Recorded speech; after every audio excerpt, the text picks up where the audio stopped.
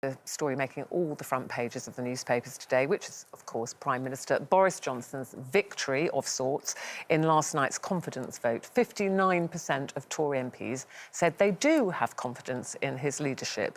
Here's what the Prime Minister had to say afterwards. A very good result for politics and for the country. I do. Just in this sense, I think it's a convincing result, a decisive result, and what it means is that as a government we can move on and focus on the stuff that I think really matters. He says move on there, but he also used the words bash on. He's going to bash on, Janet. Bash on is an expression that has enraged me. That just shows you how, no matter how serious the situation is, Boris will always choose the handy catchphrase, the headline-grabbing, couple of words, over understanding the crisis that we're in and how it affects ordinary people. You can't just bash on and solve the problem that, a huge amount of population are now facing rising fuel bills. They can't, go anywhere in their cars, or they have to cut the number of trips they can make. Food bills are going up. Fuel bills, we all know, that heating oil and so on has gone up a tremendous amount. Plus, NHS waiting lists are really, really high. And, when will they be sorted out? So bashing isn't the correct word. Bashing's something you do in a car wrecker's yard. And honestly, the Tory party at the moment does seem like something you'd find in a car knacker's yard, isn't it? Full of knackered cars. But will he be able to get anything done now? Well, because he is still the Prime Minister, question. But there'll be people voting against a lot of his policies, I presume, now well, that they're trying to push through. Well, when you've got that's 148 people in your party who voted against you, want you out.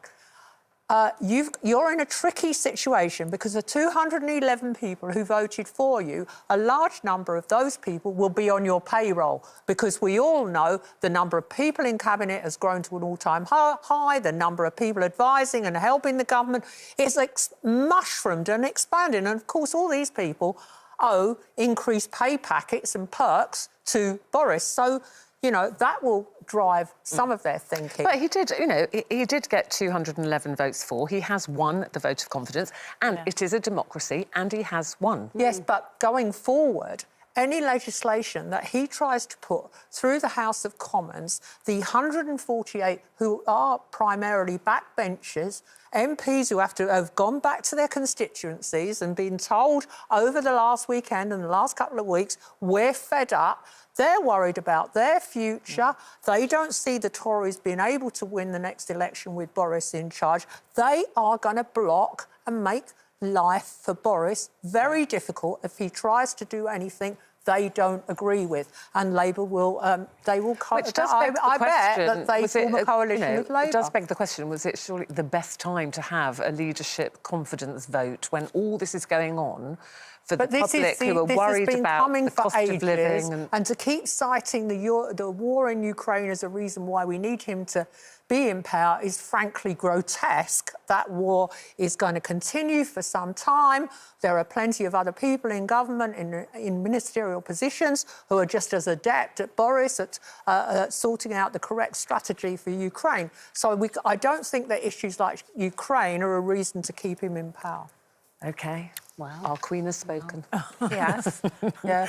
That lot of difference it will make. No, but it's because we were talking about it yesterday, and obviously you weren't here, so interesting to get your take, because obviously it's moved on a pace since we were discussing it yesterday. I think the public are just so turned off all politicians by this, which is a huge shame. It is. Because we are in a democracy, and I do want people to vote, and I do want people to care about the political leaders. I'm voting on Love Island. Suddenly, the tone of the programme is dragged down. Well, listen, what about Love